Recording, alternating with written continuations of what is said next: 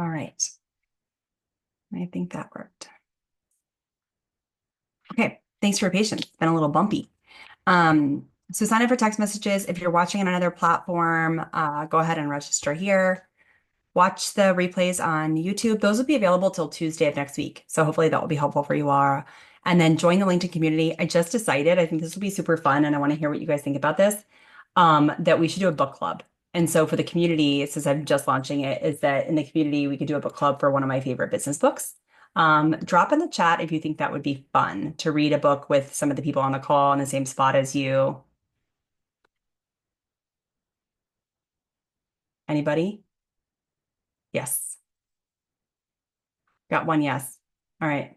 Maybe Stephanie, you'll be leading the book club. We'll need a leader because it's the community is community led. Cool. I'll drop it into the community after this. And then you all will have to decide what book you want to read. Cool. So $2,000 in prizes, engage live and win my top business book, do your homework, and get your live LinkedIn audit next tomorrow. We're doing a live LinkedIn audit, which would be so fun. And then share on social and tag me. Also, if you've gone to every day live, you will get all of my AI prompts. So excited for that. Day 3 homework highlights. I wanted to talk through this and I didn't get a chance to do this slide, but I think what I'm hearing is some of the biggest takeaways is just understanding how much positioning matters in your job search and in your LinkedIn profile, particularly. And so I think a lot of people felt like it was so helpful to hear from Donna yesterday. Anyone have any insights they want to hear, share from what they heard from Donna? I forgot to ask that at the end. Drop it in the chat if you have any insights from that. All right. Oh yeah, Donna just shared. This is interesting. So she said in the 2 months before updating her LinkedIn profile, she was contacted by 3 recruiters. In 1 week, she had 4 recruiters. Like this is incredible. And I love stats. So I'm so glad this is the measurement day and you're starting to measure it. Thanks, Donna. Okay, so my favorite big business book winner, Katie, you're it. Do you have this book, Katie? I do not. Thank Okay, you. cool. It'll be really great. Now, human and the machine, I have not done the expanded version with AI. I read this like 6 years ago for digital transformation. Now, even if you're not into AI and your role is going to have nothing to do with AI, this is like the market right now. Everyone is trying to figure it out and they're trying to understand how it fits into every single role. And so if you can get really comfortable and know your role in AI, and I know, we have some people who are like a little hesitant about AI or feel like it's going to replace them, and I get it, and it's real, and there is going to be job displacement, and it's going to be all of our jobs to figure out where we fit and how we can use our skills to the best of our abilities. And so this book will help you do that. Awesome. And Thank you. so, yeah, thank you for contributing. All right. We're not going to go over me today. I don't think we have anyone new on. You all heard about the Phoenix formula. The big pieces are you can rise from the ashes, reinvent yourself, and soar to your potential. This is why I love doing what I do. The agenda for today is why quantification matters and the value measurement framework, common measurement pitfalls, and we're going to do a workshop. And I think today, if you guys want, I will do a workshop live with AI. And you can see how I'm prompting and how I'm thinking about this. And I could even take someone's really difficult thing they're trying to measure from the audience if we want. Cool. Why quantification matters. Gosh, I'm such a formatting like OCDer. It's really bothering me. This is not in presentation mode, but hopefully you all are okay. Um, so quantification, I think a lot of professionals communicate their experience in vague terms where it's not quite clear what they can do. And quantification is the proof. It's the proof. And there's a lot of mistrust in hires. Hiring, I think we talked a little bit about this yesterday, but hiring an external candidate is incredibly risky for companies. The time to speed increases. I would imagine the fit and performance and all of it is like if you looked at the data on having an external hire, it's risky. And so having evidence helps people understand what you can actually do. And there's a challenge here, right? Because like if you use AI for your resume, it will definitely give you some ideal metrics that aren't true. And you have to make sure that these are true and that you're being truthful in this. And so hiring managers need evidence, not just claims. And without metrics, your value is subjective and easily questioned. And it can increase trust. Um, I think the other key point here is the keyword matching, right? So like if everyone's keyword matching, hiring managers don't know what to believe, so trust is down. And then for the truth, if you can't measure it, it didn't happen. So like that's for hiring managers, that's they don't know you, right? For someone that knows you, like your best friend, that's fine. They don't need the data. Your kids don't need the data. They know how great you are. Your family knows how great you are. But like hiring managers, they need the data. They need the proof. And so I also think like this is a very strong statement, and I want you to think about it. Qualitatively, what's really nice about a LinkedIn profile is you come alive in this. Even if you don't have measurement, it can come alive in how you're thinking about things. So if measurement's particularly hard for you, you do have a way to soften that. And then quantitative achievements are 3 times more likely to be remembered. So this is huge. Um, so the last keynote here is metrics transform you from an expense to an investment in the hiring manager's eyes. And we're going to talk about that today. We're hearing from Michael, a client of mine who did amazing in measurement, and he's going to talk about how he was able to prove his ROI. So it's going to be amazing hearing from him. But really, you want to be able to explain how you're an investment. And that's all about thinking about what you can do in the future for a hiring manager and to be able to explain your past experience in a way that would resonate with them, where they're like, I want that too. Value measurement framework. Um, that was a duplicate slide. Okay, so this is my favorite book. I read it in my MBA. Was from my data analysis class. This is a textbook. So this is what I'm basing this on, but it's How to Measure Anything Principles. This book talks about the fact that you can measure anything. And I think this started at like a really young age for me in terms of rowing. So I was a rower. I had three siblings. I have a twin brother, and my sister is 18 months older. And since she's older, she decided she wanted to do rowing. And my mom was like, all of you are in the same sport. We're not taking you to different places. Rowing is incredibly intense. I was in the IB program, which was really, really rigorous. And I rowed 25 hours a week. Now, I realized that on a rowing team, all of your workouts are the same. So you're doing the same stuff. Maybe you're lifting a little different weight, but most of it's the same. If you're on a boat with 8 people, you're doing the same workout, you're working out together. And the outputs can be very similar, other than like body, physical physiques, and like how you bring on muscle and your, all that. But like I had to find a way because I was competing with these people for rowing scholarships. And that was the deal. You're going to college if you get a rowing scholarship. Like you need to get a rowing scholarship. And so I worked really, really hard to get this rowing scholarship, but I realized if I changed my inputs and they actually worked, I could change my outputs and I could stand out against these other teammates and get better scores and get rowing scholarship offers. So I realized I needed to do something different. I started waking up every morning at 5:30, 5 a.m. and running 6 miles before practice. I had to do more than what they were doing in order to get the outputs. And I did. I was the captain of the rowing team. I got the best spots. I won second at nationals. Like I did what it took to change my inputs to get the top seats in the boat to get what I wanted. Only later to find out I'm very short and for short for rowing, and scholarships could go to someone 6 feet tall if they've never rowed before. So that was like really a bummer. But I figured out my inputs and my outputs. So the key thing here is anything can be measured if you ask the right questions. And some of the critical questions to ask are, is compared to what? So you can get a baseline, quantifies the change, like where did you move from and to in the transformation, and that what would have happened otherwise. So like this is so important because um, in this, they hired you for a reason and you are uniquely exceptional in what you did. And so we have to figure out in everything that you've done what the you factor is and measure that. And that's our goal here. And it's not perfect measurement, it's meaningful measurement. People get really, really hung up on getting this perfect. It does not need to be perfect. It needs to be honest. And you can use ranges. And so common measurement mistakes is significantly improve customer satisfaction. So just too vague, helped increase sales, made the process more efficient, or too technical. So this is like a big pitfall, right? Where it's too technical and your metrics don't actually make sense to the hiring manager and they might not care about it or really even understand it. So often I see like a lot of this in resume writing or even using ChatGPT or just basic resumes are You know exactly what you did. You worked on a project for 3 months or 6 months or 2 years, and but someone else reading your resume and your LinkedIn didn't. And so you have to be able to really explain this in a way that's high level at a macro level that they will understand.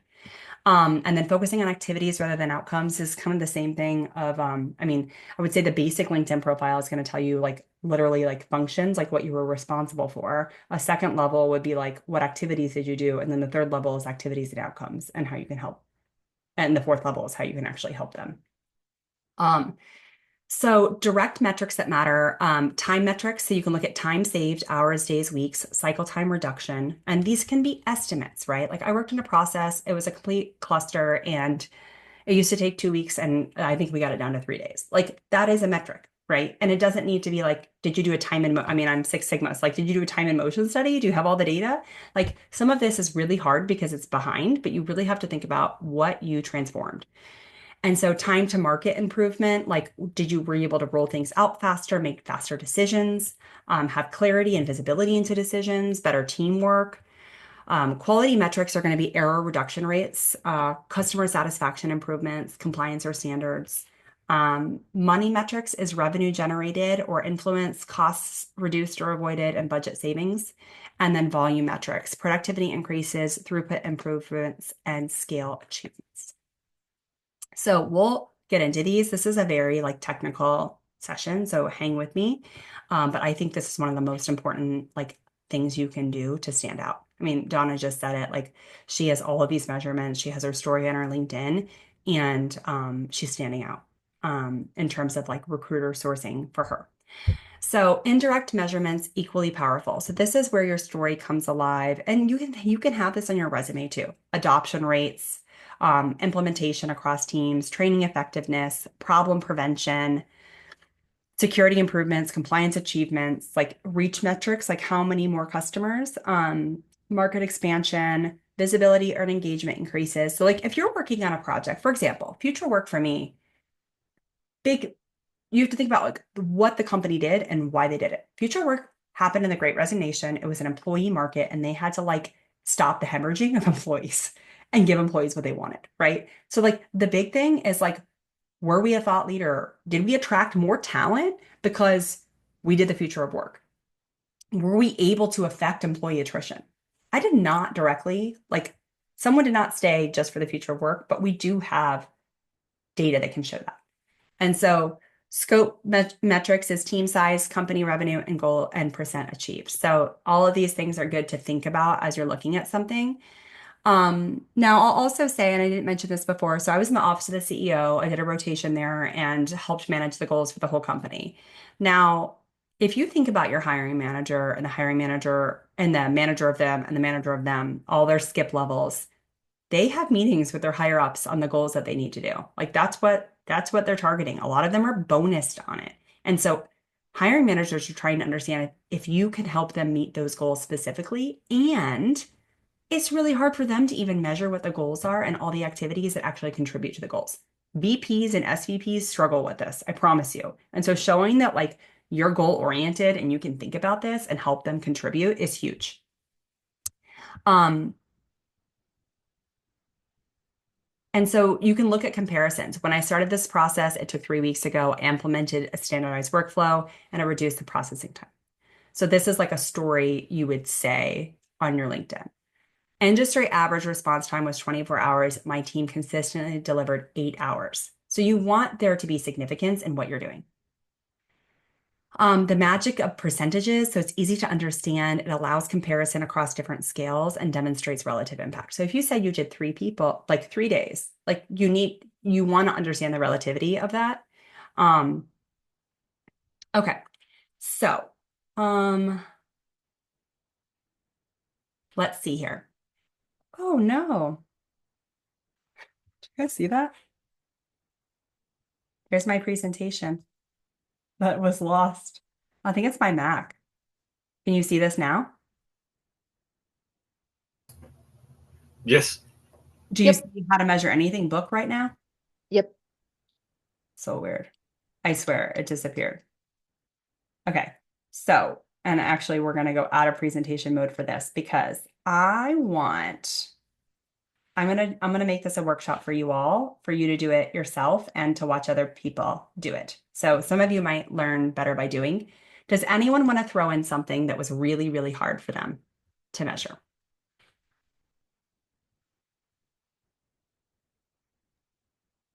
Any? I had a question about measuring soft skills and when you don't have, just put in when you don't have exact data. Um, so for instance, I think I connect really well with customers and that improves the time of contract negotiations because I can build trust relatively easily. I am responsive to inquiries. I try to be reasonable. So I think I shorten the time period, but I don't have actual data to show that I shorten the time period, other than people like working with me. And I didn't have as many, um, my contract negotiations didn't last as long as my peers, but I don't have data to show like I handled 45 contract negotiations and my peer handled 30. I also don't have data to show I handled 45 contract negotiations and before me, they handled 10. Okay. So in a situation like that, where you don't have good data, and you're uh, I also didn't track time to close, Donna. That would have been brilliant. Um, um, when you don't have the data, but you know in your heart you're good at something, I know. how do you approach that with quantification? Katie, are you okay if we do this live? You want to try it? Okay. Yeah, totally. Okay. I'll even go on camera. Welcome to my child's bedroom. I can't see. So we will, I can see you. I can't, it's blurry in the background. So no Oh, worries okay. there. Okay. So, we're going to do this together and Michael is coming on around 9:35, 9:40. And so he will be able to dive into this as well. Um, Hmm. but let's do it. We're Okay. going to do the workshop. So you all open your workbook so you can do this together. You might end up doing it later, but I think it's going to be really helpful for you all to see how I'm doing this with Claude. Okay. So I'm riffing here is not what I was planning on for today, but I think it's going to be more helpful for you guys. Are you with I me? like a good riff. I'm Yeah. happy to riff. It's Yeah. Okay. all about experimentation, right? Yeah. Okay. So I'm going to do a dual screen. It might be kind of small. I want you to be able to see both Claude and the measurement. I'm going to make this smaller. Whoa. Ooh, How's that? Is that good? yeah. You see I mean, Claude? I can see it. Okay. Okay. So you can see my screen. All right. So what we're going to do, the first thing we're going to do is here's what we're going to do is we're going to give it context and I'm just going to talk real quick to it because it's going to be faster for us today. I have Okay. an Apple, which is amazing because a Mac because you can talk, you can dictate to anything. So makes you so much faster.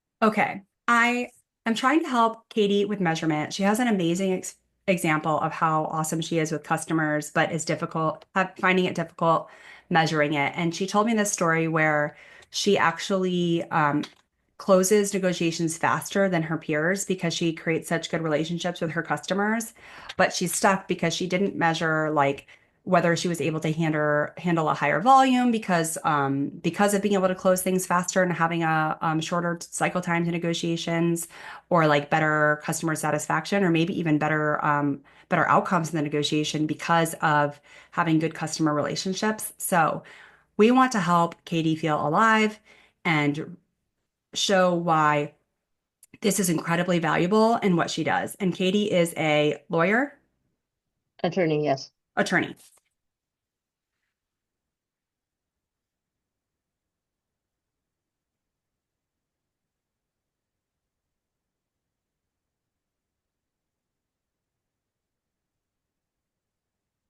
We are going to use the how to measure anything principles to run through some exercises, and I want you to help ask some clarifying questions to get to where we need to get to.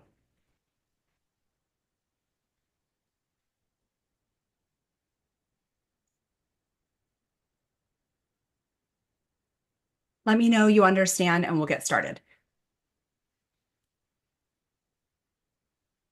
So you want to give it context. Context is really important in AI. And then you also want to just make sure that Claude understands what you're trying to do before you go.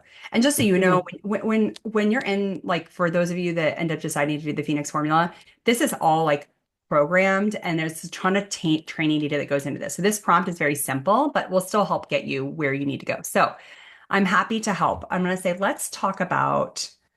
um, let's talk about this first. I want to talk through these questions first.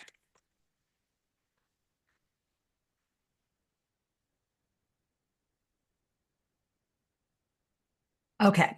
How much faster does Katie typically close negotiations to her peers, days or weeks? So tell us, how fast were negotiations on average? How long did they take? Inter I did enterprise SaaS negotiations, and they typically took 2 to 3 months. 2 to 3 months. And how long would yours take? Um, about 2 months, 2.5 months. So it's not a ton of time,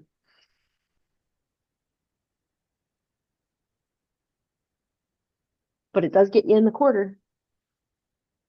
Okay. So how much faster can she and then can you recall a specific example that it helped you? You don't have to use the client name, but That's okay. I once was able to close a I once was able to close a last minute, like, fourth quarter deal in 6 weeks because I was just very, very honest with the customer about what we could and couldn't do, and so we were able to work fast. and what was the size of the deal? I think that one was $10 million.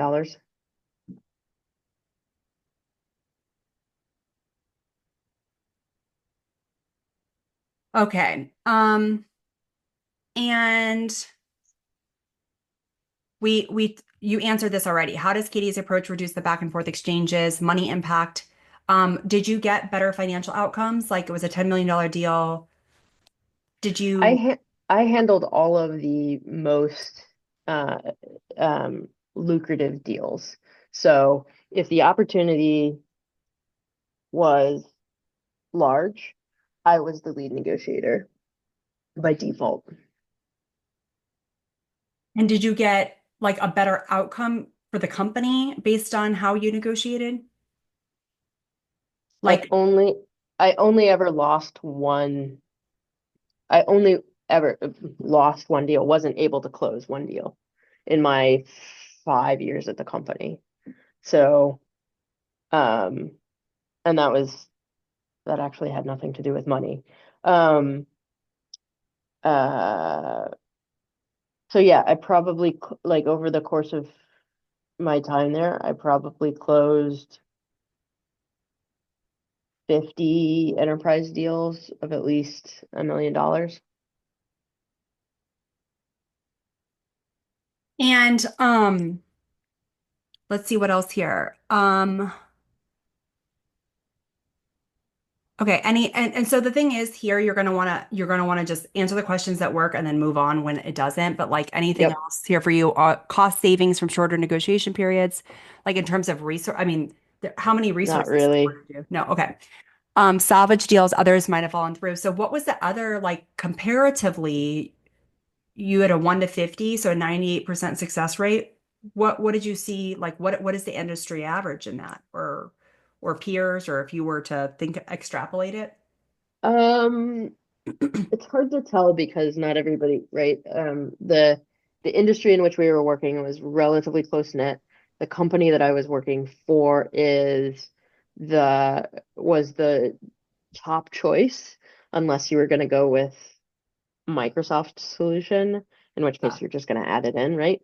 Um, so we, I mean, we closed more opportunities than our competitors. Um, but at the time that I joined, they were really struggling to get to selection on enterprise deals. And when they did, they would just negotiations would take a very long time. Um, How long? I think there were only like one or two before I joined. The one that I can remember hearing about it took 6 months.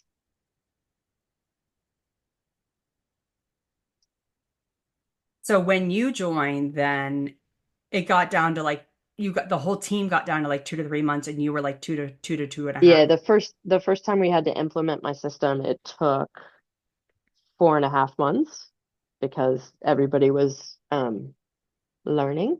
But then we got it down to an average of 2.5 months. Okay, so you said everyone. Did you help a whole team implement a system for I this? led I led the team that was negotiating all deals. So I was the lead negotiator for the biggest deals, but I also trained 5 attorneys. I can quantify that, right?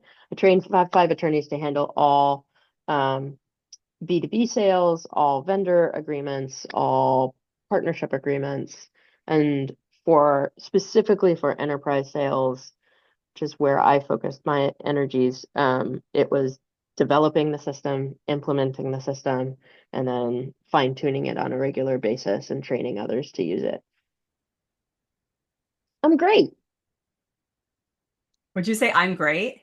I'm great. I am I'm delightful. I am floored. Like this is incredible. Okay. Right. But I can't get anybody to like I'm Does Katie's apparently not doing a efficiency good job of selling myself does on paper. Katie's efficiency allow her to handle more cases? Okay, so I think this is enough for this Okay. one. And then we're gonna have to move on. Hope we have Mike. I want to see. I think I have him coming in at 9:40. Okay. So, um, first of all, I just want to say, Katie, that's incredible. I think you started with, I don't really know how to measure this, and a ton of stuff came out of that. Like It's true. this story is like when you have this on your LinkedIn and tell it, everybody wants that. All SaaS right now is pressured for profitability because they're like, oh gosh, we just focused on revenue. And like now it cares how much we spend. And then they have a department, legal, which is getting cut in acquisitions and profitability because they're just a line item. Hmm. And they're like, oh, we could just stack more onto our current legal teams. And then you manage an entire team. And not only your implementation, hi, Michael, we'll get started in a moment. Not only did your whole implementation like go from 4.5 months to 2.5 months, but you did it for the entire team. Like, this is incredible. So, um, we're not going to get to the other measurement, but you can see like the other questions to have AI ask you. It's so powerful having AI ask you because you can see it's even more questions than what I'm having you do. So Yeah, if anyone's able to have a takeaway from today, use AI to help pull out of you what's real and true so that your story can come alive on LinkedIn, right? And then you're going to use these notes to then make resume bullet points and to show your story on LinkedIn. So I hope this is so, so helpful. Let's just super. do, um, so, and you can see, so I want to just riff here a little bit. Like all of you, you can go through and put your proud moment in and start where Katie started with. You're like, you're skeptical. You're like, I know I can do this, but like, I don't know how to communicate it and give it these different prompts. Like, what did you do? What did you produce? What changed as a result? So I'll just go through some of these. How widely was your solution adopted? So, like in this instance, she would want to dig a little deeper to like, the whole team did it. And I created an evergreen process for the company that it is, I mean, usually when you calculate ROI, it's 3 years. Just think Mm. about that time savings. If we were to extrapolate this of time savings, let's just ask it. Let's extrapolate time savings of 4.5 months to 2.5 months for 6 attorneys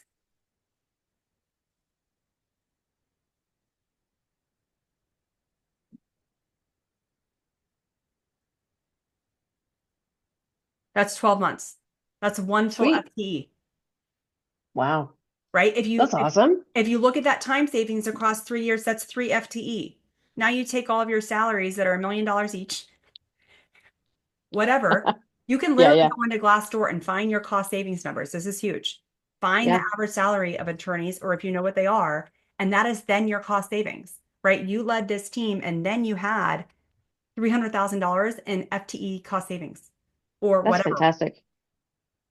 Um, Thank you, everybody, for letting me do this live. I appreciate you helping me with my search. oh, this is great. I hope this super helps. Okay. Really does. When Thank you. when you don't have exact numbers, so you heard we used estimations, right? 4.5, 2.5. If Katie straight up lied and was like, I went from 3 to 1, like that's not truthful, right? You have to be truthful in this.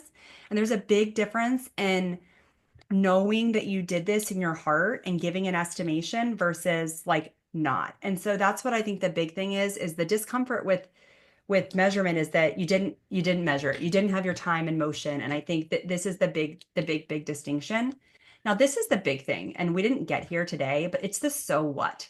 So start with the fact. What is the so what factor? We delivered 3 major product releases. So, like, what was the company able to do because Katie did this, right? Getting these SaaS deals on, I would imagine, affected their product management, their customer releases. Like, overall, the company had a roadmap. They had things they were trying to do. They actually had goals they were trying to achieve. Like, why does the attorney department exist in general? For a company. And like being able to really think about this at a macro level can help you get to the so what, because you want to be able to tie what you did to what matters to the company and what's going to matter to a hiring manager. I have an awesome bullet. So the source here is Austin Belkak. I think he has some awesome content, but you can then come up with a resume bullet with this formula, right? Come up with a resume bullet with this formula. I don't have the full prompt in front of me right now, but this is how you use AI for your resume. It's it's not it's probably very different than how you all thought about it before. Um, do you see this? There you go. Voila. Engineered legal negotiation framework that reduced SaaS enterprise deal cycles by 45%, scaling across 6 attorneys and accelerating 50 million in revenue. That's awesome. I don't know about this part. I call it Yeah, knitting. no, it sounds great. I don't know if I would include it just because I can't like back it up, but the first part of it is But I would fantastic. You could change it to and saving one full FTE per year. You don't even have to quantify the Yeah, dollars. Like Mhm. people know attorneys are expensive. yeah, yeah. I like that idea. Yeah, or you could knit it and be like, whoa, whoa, whoa. Hmm. That's what I would say. And I personification is one of the best ways to prompt. So like treat it like it's a person when you're like, okay, how'd you get to 50 million? Let's break this down. I'm not comfortable with that number, right? And like and that's literally how I prompt and how I recommend prompting. So like, and then they'll be like, okay, I understand that's a bit too much or whatever, you know. Hmm. So okay, this was great. I hope this helped. I know probably for some of you, you weren't able to do the whole workshop live because we did this, but I'd love to hear in the chat, was this helpful going live versus doing it on your own in your workshop? I can't see. Very. Okay, cool.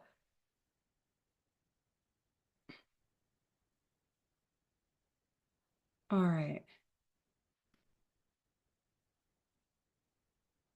All right. This is awesome.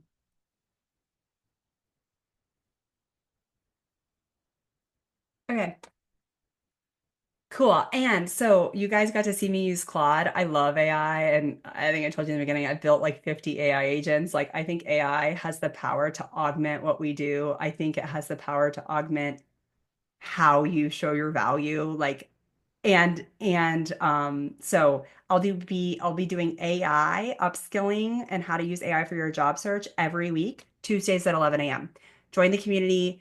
If you're part of the community, you'll see it in there. And then there's going to be a book club that I think someone's going to lead. So somebody decide if you want to lead it. I'll drop something in the community on that. We have Michael. Michael, sorry to keep you waiting. You can see we were riffing and we did a live example of how to measure stuff, and it was awesome. So Michael Olney. Did I pronounce your last name right? You did. You Okay. did. Olney Yeah. is a leader at was a leader at VMware, is a sales leader, transformational sales leader. He was in the leadership cohort, that special group of people I talked to you about, the top 40 people within department represented sales in the office of the CEO. So Michael is incredible and has so much value to offer.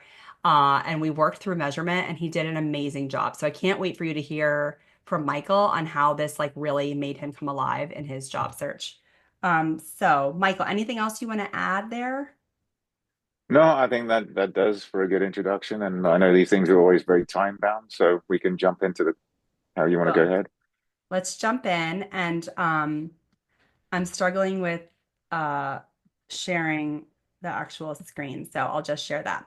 All right, I'm going to tee you up for some questions, and I'm going to actually my, I'm going to pin you. I'll just put the questions in the chat if that's helpful, and then I'll pin it to you. Okay. Where's my chat? Okay, this is what we're gonna. Oh, it's too many. Whatever. Sounds like you've been having a constructive few days. It's been great. I've loved it. Everyone in the meeting. Okay. So I'm going to pin you and we'll get going. All right. Can everyone, I guess I'm not going to share then. Yeah, there we go. And I'll pin you and I'll unpin me. All right. Thanks for being here. We can't wait to hear about your story. I'm going to tee you up for some questions and we'll just dive in. Okay. Sounds perfect. All right. You agreed to be a beta tester for the Phoenix formula without knowing what you were getting into. What made you take the leap? Yeah, I guess that was several different there's several different elements to that. So and I was aware from a need, obviously from the ex-VMware need to address the job market differently. So I'd been looking into that myself. There's enough of media informing us that looking for work is not a simple case of submitting a resume. I think as you and I talk, Christine, I probably sort of submitted about looked for jobs 3 times in my life, leaving university, coming to Canada, and this will be about the third time. Other times it's always been networking and sort of moving into other roles. So, I'd reviewed a lot of online content regarding this, but I think despite having sort of looked at my resume a little bit, when you reached out and we started having that discussion around what you were looking to do, how you were looking to bring in AI, which I dabbled with, but the structure you were looking to build around it, that just sort of added another element of interest and intrigue to me as I was going through the process. And then looking to dig a little bit deeper of what I could do with AI anyway. So that there was sort of some self interest there in terms of technologies and how I could play around with it a little bit more. I liked having the focus.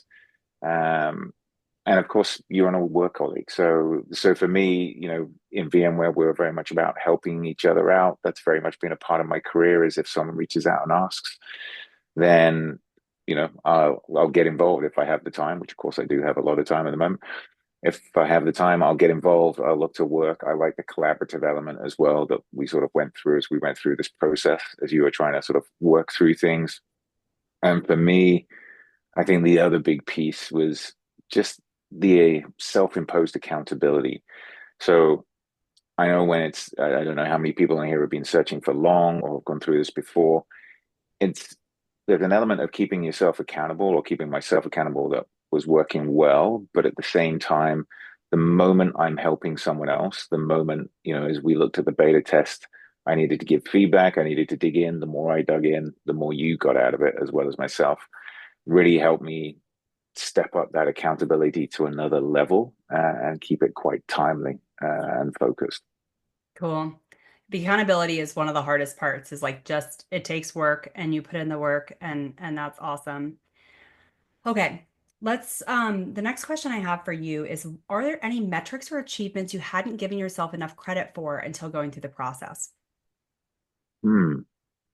Yeah, it's interesting. I don't know if it's come up in some of you others, although I noticed a hint of that in the the live piece that you were doing just as I joined around, it feels really immodest and bragging to put metrics into resume, or certainly that's my experience. I'm like, I don't know if I really want to put it out there. And I think there was a lot of initially there was a lot of discomfort in putting in there. I had one or two, and then we were working on it. Looking at some of the feedback and working through it with you and the AI, it really helped me become more comfortable through the fact that I was getting impartial feedback, and sort of partially affirmation. When, I'm sure you've gone through a number of these things with people online over the last few days around using AI, and I saw elements of that. There's this element of affirmation that kind of made me a little bit more at ease around putting some of those metrics in, and and I think helping acknowledge those achievements that I otherwise would have discounted. So I think a lot of a lot of my work, I found, I'm in my role, I'm just being. It seemed normal. It seemed normal to get these results or get those results, and so trying to get into the headspace of really taking a metric and being comfortable with putting in, but also playing around with it a little bit. Um, I found a little bit of a struggle by myself. But I think as I worked through that with you, and I think it got touched on again about 5 minutes ago, was that piece around really starting to play around with how to represent the metric. Uh, Sometimes, the numbers weren't always there. Sometimes, is a percentage better? How do I factor that in so that I'm comfortable with what gets represented? As you were doing with the person just a second ago, not so comfortable with the outright number, but one FTE. To your point you made there was it gives the reader an element of understanding as to what it costs without necessarily having to put a number in if you're not 100% sure of some of those figures you've got. So Yeah. I Yeah. think, yeah, overall, consciously, subconsciously, certainly after 30 years of work, I felt things were quite normal. So I think this process really brought out looking at metrics and thinking, you know what, normal actually is what some of these people are looking for in a job hunt. It's just a way of how we express it that really sort of counts. Yeah. Yeah, I mean, it's so hard to be able to like put you on paper. And I think that's what this is, right? Being able to Mhm. put you on paper and communicate what you can do and the value you'll bring to the next company. So it's kind of unpacking the normal. And Donna hit on it yesterday too. She spoke about the value positioning, but it's so hard. I think that's one of the hardest parts is like unpacking that, but then also getting the affirmation of like, wow, that's incredible. Or even asking, why would this be interesting to a hiring manager? Um, and for you, like you're a sales leader. You brought in sales. You did your job, right? And there's so much more to that on, how you've been able to come, through in the process. What surprised you most about the insights you discovered when going through the experience transcript process? I think some of the patterns I knew pretty well, while others I just didn't see. The fact that using AI could easily draw out some of those recognizable consistencies in my character and present them in a manner or a wording that reflected my skills or aptitude in a much better way that an employer would be looking for. Um, it sort of gave me pause for thought as much as it gave me an answer, if that makes sense. Um, I really I really sat down and sort of had to think about some of the responses that AI gave because initially I was like, well, that's not me. That doesn't make sense at all. But when I actually sat down and gave it some thought, again, like the simplicity piece, I started to understand my character a little bit better. It sounds strange to say that, but if I give an example to try and give a better context, when we went through it, there was an insight of a pattern of always running towards a challenge, of always going after unachievable or the unachievable, whether it's a project or numbers or transformation. And so I was being listed as a risk taker, which I really had to sit with the term risk taker or someone who ran forward into challenges because to be honest, I really didn't see that. It just seemed natural to say yes. and get involved and be energized by that. But until we went through this, I never would have pulled that out as a specific character trait, strangely. And, you know, as I looked over the transcript and my answers began to sort of, mind shift a little bit with respect to not only how I saw myself, but more importantly, how this trait in particular would be important to an employer and how they might see me. So I think I went from a risk taker. My initial reaction was very much that's negative. Or, I'm a negative, or it's a negative. I'm a rash person. I move too quickly. But looking at it now, it'll be much more from the way it's presented back in the scripts and the terminology that was used, much more around the positive aspect of willing to take a challenge, not afraid to take on something hard. So at that leadership level, it was very much around about, often you're brought in to change teams, to move things forward, to turn around a failing product or a failing sales team. What the transcript gave me was the ability to use different language that really hit on those key requirements, like ability to lead transformation or a department or a business. Um, Logically, I knew I was capable of doing that and subconsciously, but this actually gave me some wording to really embed a deeper perspective and then actually language to actually use in my resume. Wow. Wow. Very well said. Thank you. Um, I think we talked about this. Let me make sure. Can you share a specific example of an accomplishment that took on a new significance once you measured its business impact? Going back to measurement a little bit. Specific accomplishment that took on a new significance. Um, I think, uh, yeah, I think there was an element of when COVID hit, I drove a transformation team and I drove a sales process to, uh, if for want of a better word, to get in front of COVID and actually provide a user experience and a customer experience that was very positive for people as we went through this process of lockdown and suddenly having to work from home. And initially, as a business, nothing was being done. So I sort of was voicing my concerns of like, why aren't we doing anything? And in the end, I was asked to sort of lead that process. I think I always looked at that and thought, yeah, that was a cool thing to do, and I really helped, but I hadn't really put stats to it because it was such a busy time for us. Unlike most folks, for us, it was very busy 12, 14, 16-hour days as we tried to change and pivot to help people. And once I looked at this and started looking at stats on it, I started thinking around, how do I measure that business impact? And as I sat and took the time, there were metrics like number of new customers that we touched and suddenly had a relationship with, which the percentage ratio of those customers went pretty high. Net new business was always pretty low. And although we were giving away, free software for a certain period of time, a lot of that then translated into customers. So really sitting down and thinking about how many net new customers did it bring in? How many net new customers do we make in terms of relationship?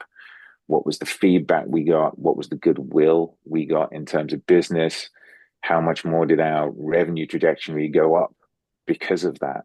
And we're able to measure pieces of that as well as look at some of the other projects we ran to do that, which was more data analytics and data analysis. So then there was the impact of being able to look at data points moving from regularly 6,000 data points to about 36,000 data points a quarter, which again enabled us to look at our business in much more detail and start doing much more data-driven pieces. So the impact of the business was uh, clearer focus on what was resonating with customers, which again drove revenue higher. So taking the time to really break that down and then find measurements that I could apply to that across the range helped flush out later on the resume or even just the stories that I might be using in interviews to say, this was the impact I had. This was, the typical start. What was the situation? The timeline. What's the action and what's the result? It gave much more meat to the bones of that helped explain the impact I had, other than just saying, "Hey, yeah, I ran a team during COVID, and it was really effective at changing and helping people." Yeah, that's awesome. All right. I have two more questions for you. You can pick one of the two. What is the most challenging aspect of translating your experience into quantifiable terms, or what's the biggest mindset shift you experienced when learning to quantify your professional value? Oh, choices. Let's go with the most challenging aspect of translating your experience in a quantifiable world. And we talked about this a little bit. I think initially it was just writing it all out. Yeah. Um, I've been around for like 30 odd years, and it's time consuming. It is time consuming to sit down and you know go through that information. And there were sort of aspects that came through it. One is you're like, oh my goodness, this is a lot of information to go through. I appreciate the logical step in the approach, and it's really what helps drive me is those clear questions you had on, how to create and build per role. Why did you join? Why didn't you join? Those sort of things. What was a key achievement? And part of me was at times a little bit, I should just be getting on with applying for a job. I knew that I needed to do this for myself, but at the same time, there were a few pieces where, you kind of waver on the job search as much as your enthusiasm can go away sometimes. Sometimes that panic can set in. It's like, I should just be applying for jobs. I shouldn't be spending all this time elsewhere. So that was kind of challenging. But I think with the level of input that came out, with the level of insights that came out from that input, um, the examples that were provided, that the more that AI was able to actually bring out those terms and those character aspects, pretty much like the example I gave before about not necessarily perceiving I was a risk taker in a very positive sort of sense. So I think the other element to that was again something that was sort of coming out as I joined earlier on, the lack of actual historical data I had, which was again difficult for me and the comfort level for me because I like to be accurate. I like to be detailed and accurate in things. But of course, I don't have that data. I couldn't take it away with me when I left the organization. That would be inappropriate. And to be honest, I didn't track it for the last 30 years. I had bits and pieces, but I think that was the other challenge was how do I get the empirical data that I want? And that came down to research, relying a bit on memory, being conservative with what I remembered. Reached out to colleagues that I'd worked with at the time to see what they might have, what they might have remembered. And then the other side of it was just balancing it against company information. You can go and look at financial reports if that's part of what you do as a job. I heard you mentioning about, looking at FTE rates. There's an easy way to build out some basic mathematics that would really um, just quantify what it is you're doing without falsifying what you've done. Because that was very important to me from an integrity point of view. Anything I wanted to put down, I wanted to make sure that it had integrity and truth behind it. And, the reality is out of that, as long as the number is accurate, that has that truthful, that piece around it and conveys the story, then, you know, if anyone reached out to any reference or colleague, they would affirm or confirm my ability in the way it's expressed because I've accurately represented it through the numbers I have. No one's ever going to know exactly what I did quarter over quarter 12 years ago. That would be impossible. But for some reason, my brain wants to go there and say, I can't say, I achieved quarter over quarter. But I can when I look at the metrics and some of the historical data and know that the people who knew me back then would back up and represent the fact that that is what happened. Okay, that's incredible. And I think we just to touch on a little bit, you and I know we're at time, so if you all need to drop, go ahead. What we talked about a little bit is some of the limiting beliefs you've challenged yourself on and moved forward on, and I think that AI helped you do that. So I do think that that's incredible. And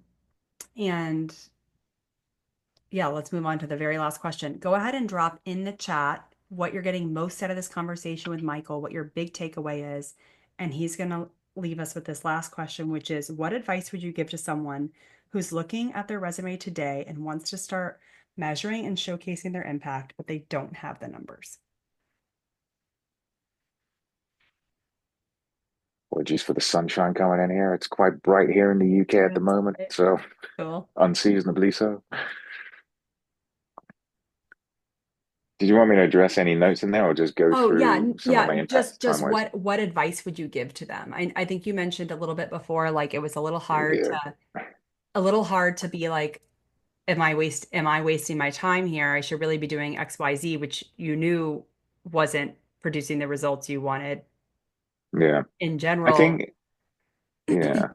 I think from a timeline perspective here, just to keep it on track, I'll be kind of quite quick and succinct about it if I can. I think don't take the everyday things for granted would be one of the first things. There's a good chance that what you feel is everyday and normal actually is a lacking and a needed skill for or ability that someone wants. So don't take anything for granted. Think about the metrics that might be behind it. You know, you can bounce those sort of things, as you said, through AI or simple research online. Um, and just be mindful not to dismiss those when it comes to those metrics. Again, do your best to remember results, but be conservative about it. Check with old colleagues. Use those pieces to reaffirm and confirm your own numbers. But there's nothing really wrong with putting that down. Don't be afraid of that. If you're being conservative and you're being honest inside, again, as I said, if they check with any references for people, they're never going to get the specific details, but they are going to get the confirmation from the references that they would reach out to say, yeah, that's the ability of that person. The numbers are just a reflection of that ability and capability. Um, and then when doing the transcript and stuff, take the time and write it down. You know, there may be that I'm bored, there's too much time, I don't know how long this is going to take, but I think the classical know thyself is huge because the more you get down, the more you get to shape and the more AI can work with certainly those character traits, those patterns that you might not have thought of. And also the more it can work with a representation of those skills that you have into maybe a more modern way of representing that skill and in a way that a recruiter or um, the hiring manager might want to hear that information. That is going to be what I found a lot with the AI is it hits on the subconscious note quite a bit rather than overthinking it and trying to say everything we want to say or everything I want to say to someone. It helps me be very, very succinct and get it down to just the key points that need. So, yeah, I think outside of it being irritating and frustrating, sometimes plain boring, um, stick at it, get down as much information as you possibly can across as many years as you can. Because once it's down, once you got it digitally, you can manipulate and do whatever you like with it with AI at any particular point, or yourself, or your wording or rephrasing. It just makes life so much easier. Awesome. Yeah. Michael's talking a lot about building your AI data model in the beginning. It takes a lot of time and it is incredibly valuable for you in your career and will continue to be as you move forward. So thank you, Michael, so much for your time. Everyone give Michael a thanks. It was really nice to hear from you directly on your experience in quantifying your impact. Thanks very much for having me on, Christine. I hope it was useful for some people. Thank you for giving me the time and everyone giving me their ear for a short period. Thank you. All right. Talk soon. Thank you. Bye, everyone.